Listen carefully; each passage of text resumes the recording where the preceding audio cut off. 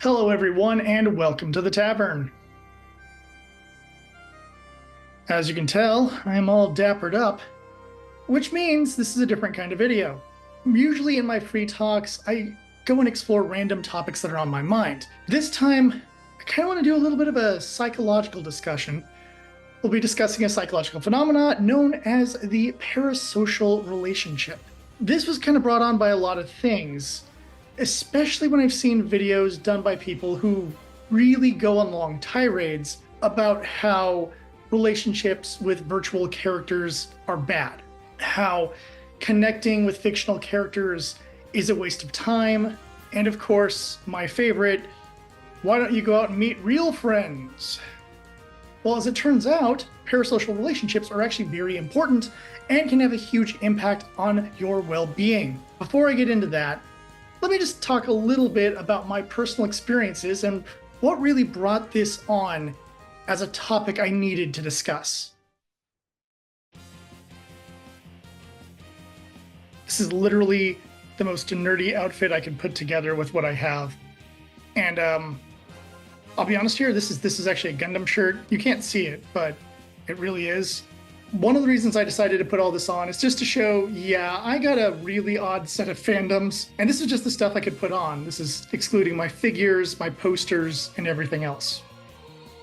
But I want to show that there's some legit energy here as I explain my relationship with animated idol-type characters. So my first exploration into this world would have been with Idolmaster, if the previous cosplay didn't completely give that away. And from there, eventually into Love Live, which that's what this Hoppy code is based on. And man, the sheer amount of Love Live merch I have is no straight man should have as much Love Live garbage as I do. But the thing is, I never really thought of those shows as a way of marketing virtual idols. Yes, technically it is. They are animated characters that have their own little adventures, or video game characters in the case of Idolmaster. And what you end up having is the actresses going out there and giving shows. So you'd see a show for that actress, but that actress might be in the cosplay or something along those lines. I saw them more akin to, say, the Wonders from That Thing You Do. Something along those lines, where they're a band that was created for a movie or a TV show or whatever, and I viewed them like that, so I didn't really think about them in the same category. But if you really think about it, they do kind of fall in the same category. My first exploration into Hololive came while I was playing Azur Lane, a mobile game that's essentially one of those go and collect 7,000 waifus. They had a collab with Hololive, and I had no idea what the hell it was. So I looked it up, and I put minimal effort into the event, I'll be honest here, because I was like, this is so dumb. Why can't we get cool collabs? In fact, you know, most of the Azur Lane collabs aren't that great, now that I think about it, but we're not here to talk about Azur Lane. What I'm trying to get into is that I got into that and I thought, this is pretty stupid. Then a friend of mine that I know from a lot of different cons was like, dude, did you see Hololive event in Azur Lane? And I'm like, why are you so hyped? As it turned out, he was into it. And then he tried to get me involved into it, and I was like, nah, dude, I'm cool. Over time, I had met more people who were into these virtual idols that were also like, oh no, you really like this character. Oh, hear this, listen to this song. Or, oh, look at this cute little clip of them. And while I did enjoy watching these various things, I was always kind of like, all right, it's cool. And if you honestly asked me, who's your favorite? I go, the purple-haired one? The one with animal ears? Yeah, I don't know their names, and even trying to come up with some of their names, or even visually what they look like in my mind, is incredibly difficult right now. So clearly, Hololive never made that huge of an impact, especially when they were just the Japanese version. Eventually, I had a friend who was like, well, you know, there are American versions of this, and started showing me a lot of the VTubers and the ones that are part of larger corporations that know how to market these girls properly and really bring them out there to the public. And then even having other people say, oh, well, look, here's some, like, you know, people using like the virtual character as a way of doing their YouTube videos and what have you, which honestly, for the sake of this video, would have been significantly less humiliating than wearing a bunch of costumes. But I got these costumes, I may as well put them to use. That loosened me up a bit more, going, okay, there's versions of this I might really enjoy, but I never really took the time to get into any specific character. Which brings us to this year, where at a convention, I had a lot of bad luck. A lot of things were not going my way, interpersonal issues, and just getting some bad news midway through the con. As a way to make me feel better, a friend of mine was like, hey dude, this VTuber I like is doing a panel, she's a guest at the con. Come on, dude, you're gonna like this. She's gonna make you laugh, you're gonna just feel better.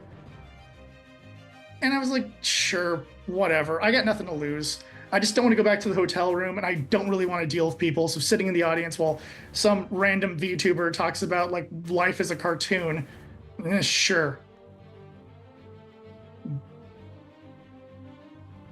And then I saw Lilybell. Sweet voice, hilarious cavalier attitude. She made me smile. She made me laugh. She definitely boosted my mood. And during the middle of the panel, I got a huge blow to my confidence with a email that I had missed that just... Because every once in a while you get those work emails that are not the message you really want to see at the time. And that was most certainly one of them. Things were so bad that at the second day of the con, after I took care of the panels and stuff that I was involved with, I just wanted to leave. I was very much in the mindset of, I'm just going. I'm done. I want to go home. And my friend was like, hey, Lily's doing another panel. Let's go. You enjoyed it yesterday. You'll enjoy it again. It'll be a lot of fun. Just come on, dude. Hold it out. And that convinced me to hold it out. I went to her panel, and I ended up winning the funniest Ara Ara at the Ara Ara contest. Yeah, this was a thing they did. I was the funniest. So for those who posted comments, and yes, I've seen those comments, that my videos aren't funny enough, I will have you know, I try to take my videos seriously. If you ever want me to be funny, you gotta actually meet me at a con, where I will then be self-deprecating or make some sort of random jokes, because that's my natural personality, while my YouTube personality tends to be more serious. After all, I am a dapper bard. But this interaction ended up evoking emotions in me that I haven't felt in quite some time. Not just laughter and humor and stuff, I've experienced those. But what I mean is that positive nature that can come with having someone acknowledge that you're there and you're good and you're funny, and I made her laugh. So, you know, that made me feel good inside. And that got me thinking, it's strange how strong the parasocial energy is with this. So that's what led to this video. The idea that I really want to discuss what a parasocial relationship is. And while I don't have answers for why a cartoon character can do that better for me than an actual person, I'm sure there's some sort of weird psychological thing for that I don't even want to think about. But there's enough of us out there that this really warrants a little bit of a discussion. So let's discuss what exactly is a parasocial relationship. And I really want to get out of this outfit so I could wear something that has a little bit of dignity to it.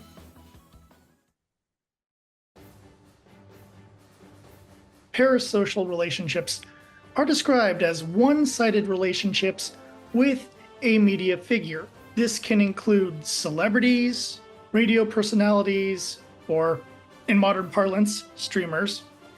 It can also include fictional characters. One of the core aspects is that the audience member ends up projecting on the person.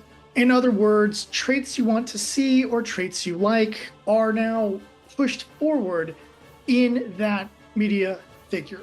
However, this can also mean that you find traits of said media figure very appealing. In other words, you could find yourself really liking a musician because a lot of the songs speak to you, or you have a crush on a athlete, and when you go to the stadium and the athlete looks towards your direction, you think that athlete is looking at you. There are oftentimes interactive aspects Yes, I did say this is a one-sided relationship because said media figure probably doesn't know you that well. But the interactive relationship aspect that will occur is having that one-on-one time now and then. For example, with old radio shows, you could call in and they go, "Hey, caller, what's your deal?" And then you say your thing and they go, "I've been there." And it allows you to have a sense of relationship. Modern times, of course, this is having your favorite streamer or YouTuber or whatever go, "Oh, hey, it's such and such. Oh, it's great to see you in the chat, buddy." Something along those lines. The interactive aspect makes the relationship feel more real to the audience member, when in reality, they're trying to be friendly, whether that's to make a sale or it's to just make sure that your fans don't think you're a complete jerk, or maybe you're just generally a friendly person. All those things are possibilities, but it is what the audience member places upon the media figure that ends up creating this relationship that the media figure usually does not have back with that person because they don't know that person personally. They may recognize a name and a chat, they may just be friendly with fans, or maybe they've seen you at multiple events. Maybe you've been to multiple signings and they go, "Oh, I remember you. You were the person who had the da-da-da-da-da." And then you go, "Oh my God, yeah, I am. Oh, you remember me." It's like, "Oh, yeah, that was really cool. I haven't seen an art piece like that before," or whatever. Now, parasocial relationships do provide a lot of things. First off, they can provide a sense of companionship or belonging. So for example, let's say there's a YouTuber you really like, and they review the kind of TV shows or movies you watch, and you find out that your opinion and their opinion, they're the same. That is a way of validating your opinion, and it allows you as the viewer to feel closer to that person who's reviewing things.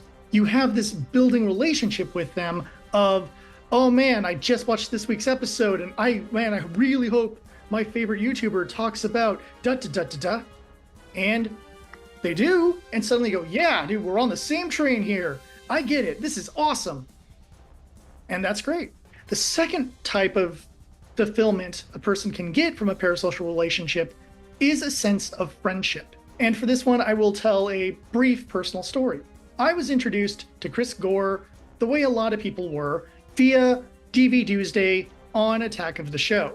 Now, I've seen Chris Gore at panels and I've watched a bunch of his videos over the years. I've talked to him multiple times.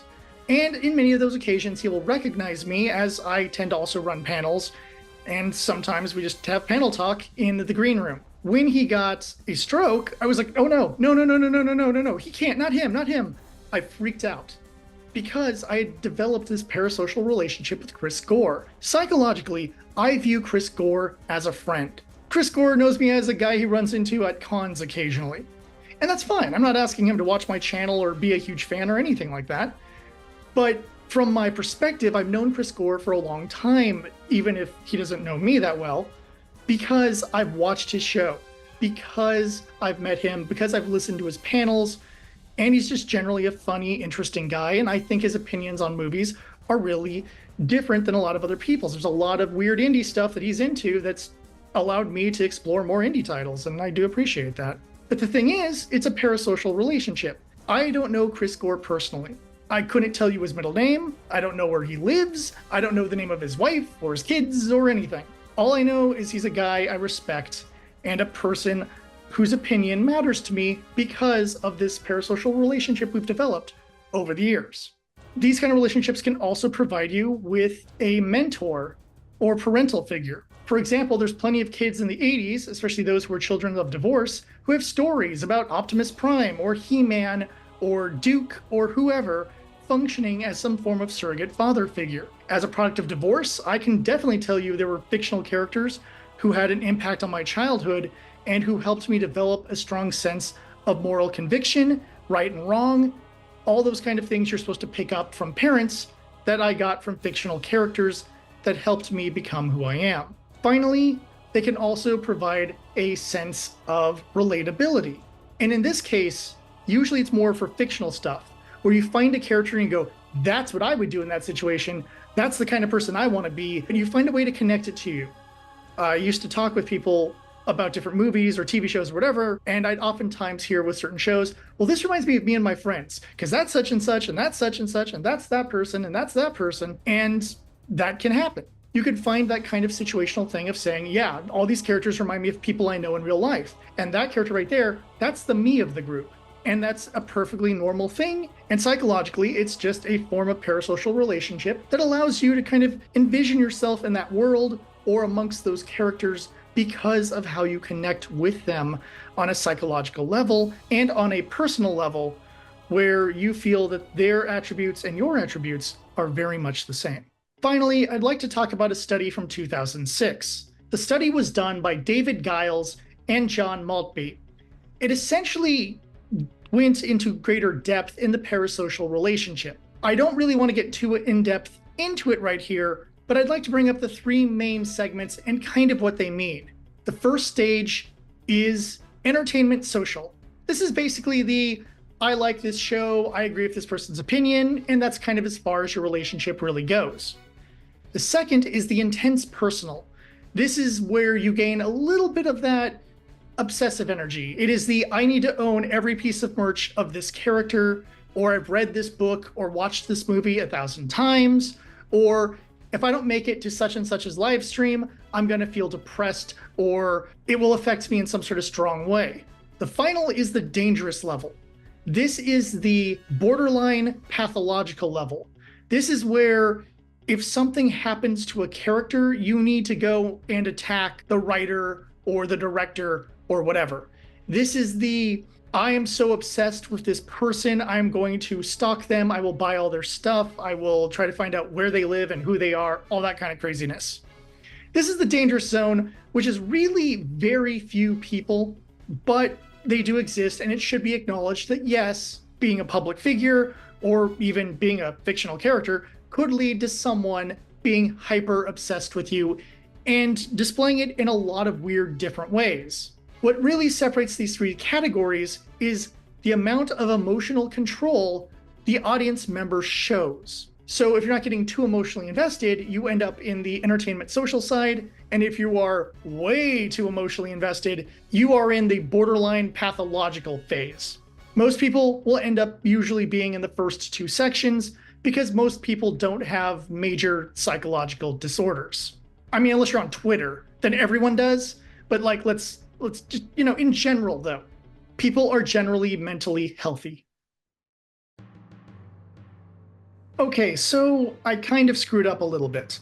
When I made my outline for this, I didn't include anything about AI, which I have no idea how that happened. I've been watching a bunch of VTubers and HoloLive, and I guess I totally forgot that completely virtual women exist. So, well, I'm inserting this section, so if things seem a little bit off in terms of sound or visual quality, that's why.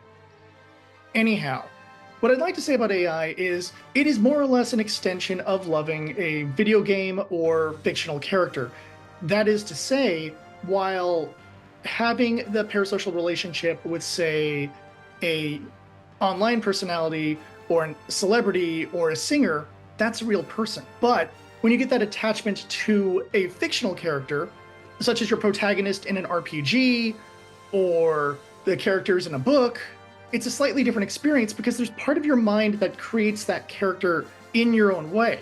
An author can describe a character, but it's in your head that you're going to see them. Plenty of video game protagonists can be customized to your personal preferences, so you get your input in them. AI builds off of this idea in the sense that you can create your own AI companion. Or if you want, there are plenty of programs that apparently have archetypes or even legally distinct versions of certain characters.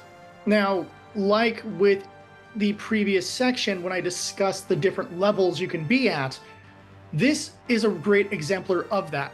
So if you are using your AI companion for, hey, I need some advice or I need help with something, if you're using them to live out your favorite lemon fanfic adventure, that's perfectly fine.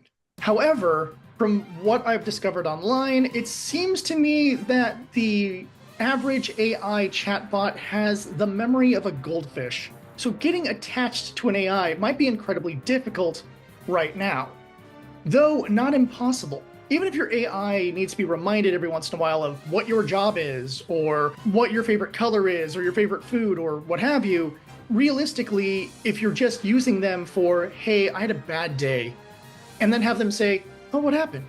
And then you go, well, my boss just yelled at me because paperwork got a little screwed up. I fixed it really quick, but, it's just... And then the AI goes like, oh, that's horrible. Well, at least you fixed it, and I know that tomorrow you'll do great. And you go, oh, thanks, AI. I needed that positive reinforcement to know that my life isn't that terrible. However, if you get too attached, and there are stories online of people getting really upset when an update changes or deletes their character, which I get it. If I lost a save file on certain games, I would lose my mind. So I get feeling a bit attached to something that's just complete virtual nonsense.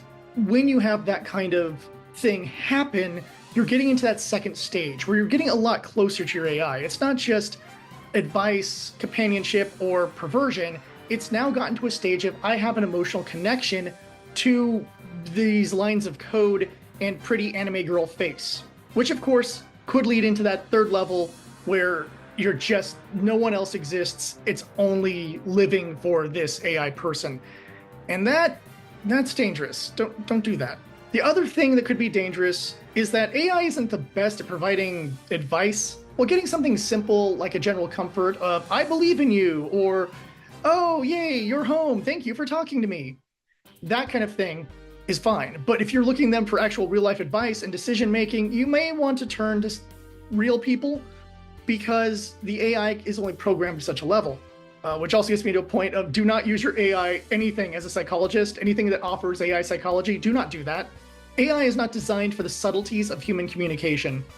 And if you are seeking a therapist, make sure it's a real person and not an AI thing or some fly-by-night internet thing, because those things are shady as hell, and you really, just for your own mental health, I'm just giving you that advice for free.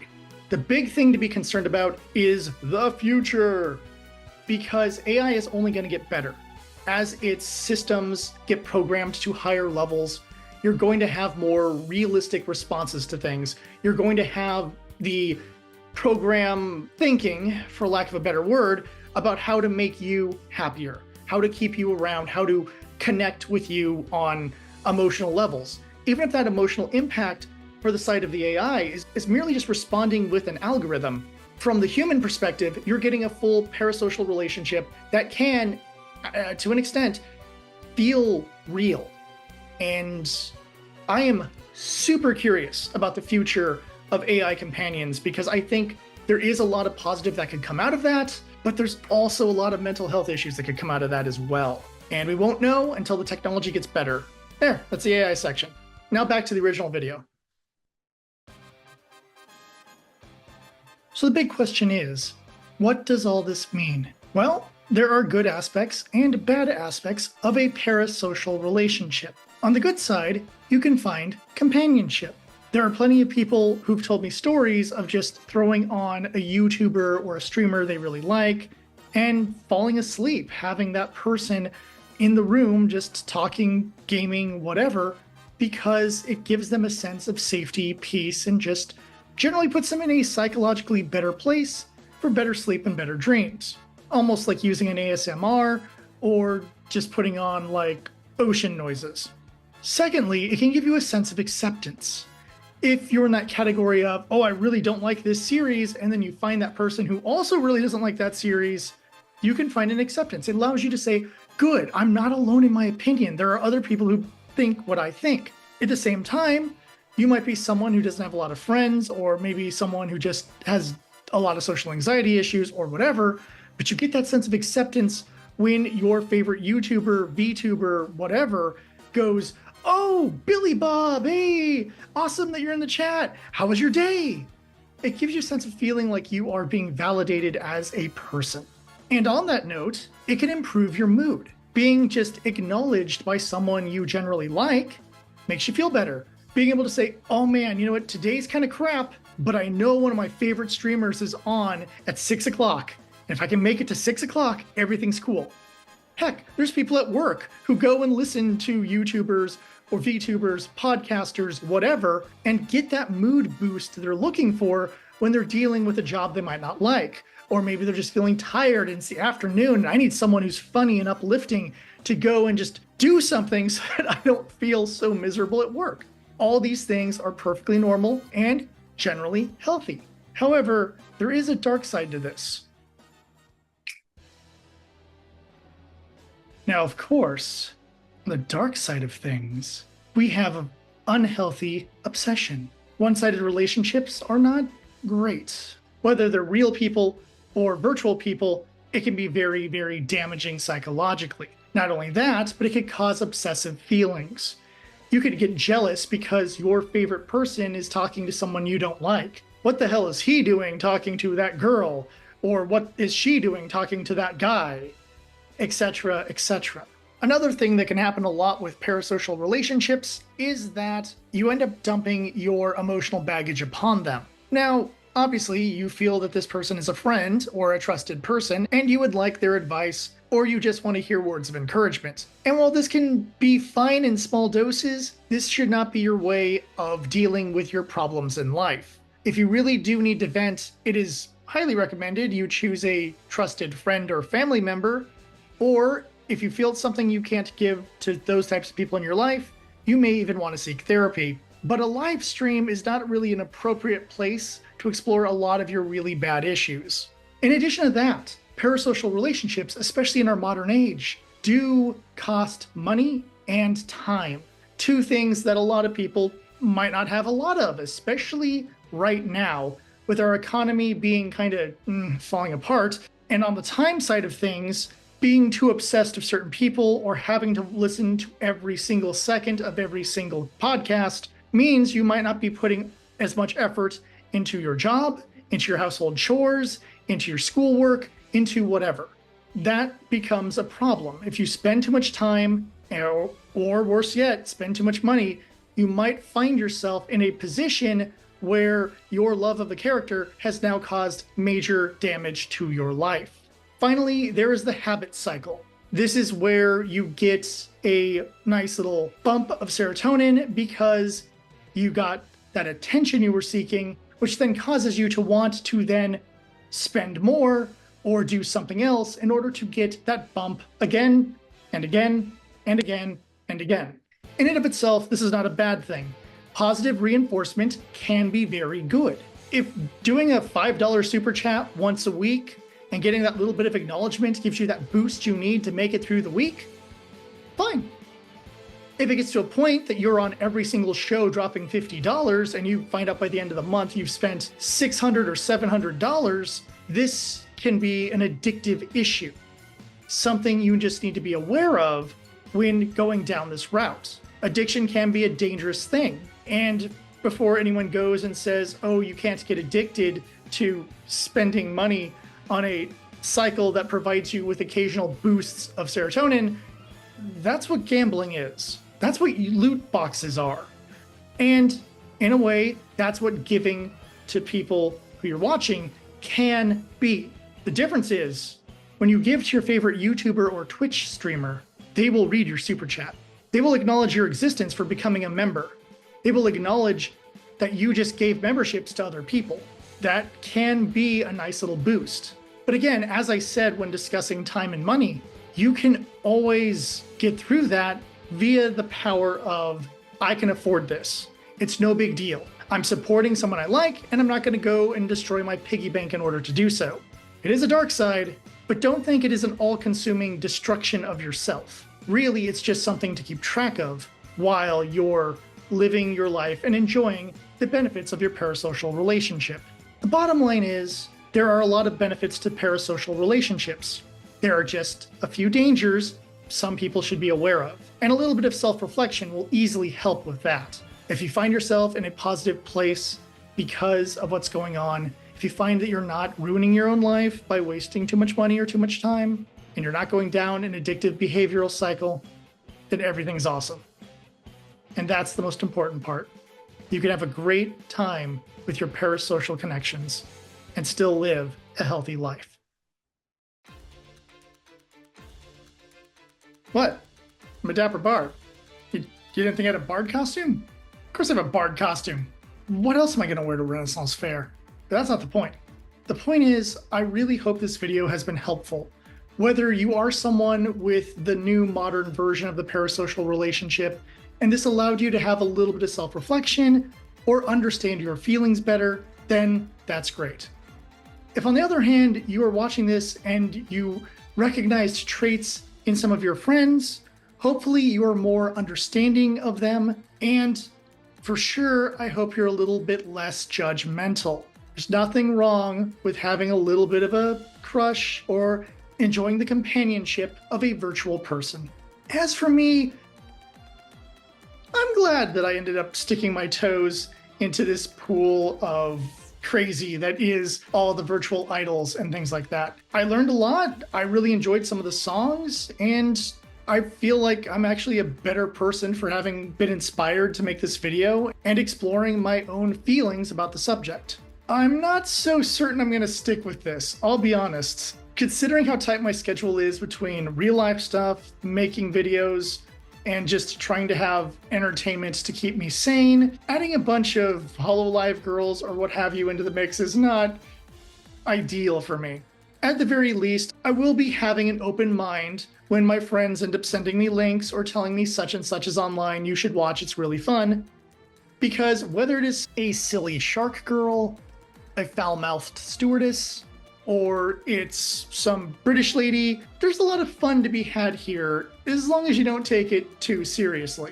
I'm really grateful for the friends that I have who are into a lot of these people, because they've introduced me to new characters, and honestly, it's fun when you could just listen to someone, look at a cute anime girl, sing a song, or play a game, or talk about randomness, instead of my usual routines of going through a lot of different media critics, because that ties into what I do for a living. And not only that, but keeping track of all the tabletop news and having it slowly drive me insane. I like to be entertained. I like things to be fun. And that's the reason why I've even reviewed some of the shows I've reviewed, because I was hoping they would be fun and good, and I happen to have the worst luck at choosing what to review. Except for X-Men 97, that was pretty good. Thank you for watching. This is the time where I normally say, hey, tell me in the comments, blah, blah, blah, blah, blah. Unfortunately, I get the feeling every one of the comments is just going to be, you simp. Nothing I can do about that. I've been made fun of by plenty of people in the comments before, and now I have costumes, so this is going to go to a whole nother level. But I will say this, if this video helped you, let me know in the comments. As someone who makes these videos, seeing the comments of people saying, oh wow, this was really cool, or thank you, I learned so much, or finally someone understands the way I feel, those things, in a weird reverse parasocial way, make me feel better. And it lets me know what I should be working on in terms of my videos, because I would much rather be helping people understand psychological phenomena or allow them to understand that their feelings of hating a TV show or a movie or whatever can be validated. And also, just I like to know that my audience is enjoying what I'm putting out there.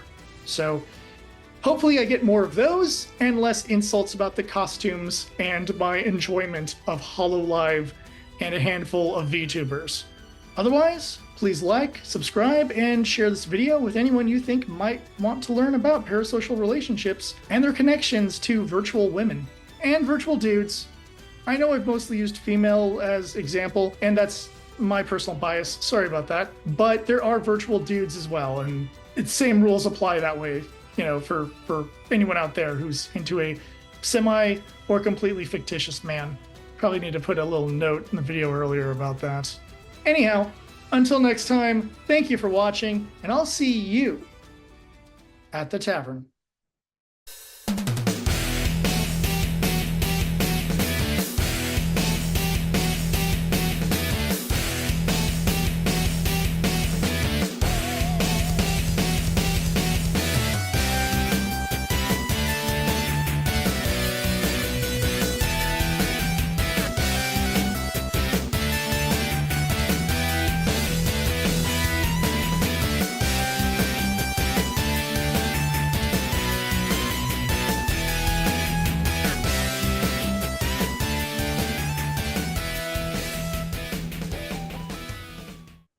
Behold, the nerdiest outfit I could come up with.